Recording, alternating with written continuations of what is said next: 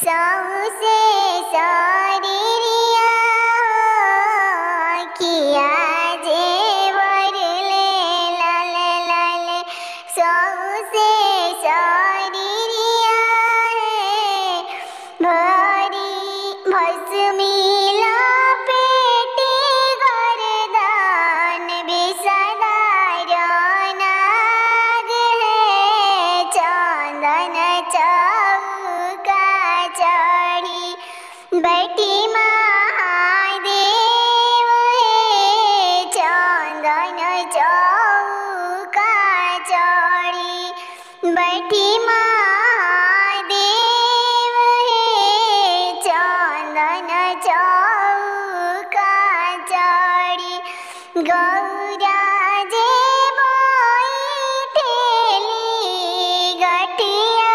जोड़ाई है कर जोड़ी बोली गौरा सुनी शिवा शंकर है कर जोड़ा बोली गौरा सुनी शिवा शंकर है कर जोड़ा बोली गौरा काहे जे रोआ शिवा लाल लाल नयनवा है काहे ना बदलनी शिवाजी आपन रूपवा है काहे ना बदलनी महादेव आपन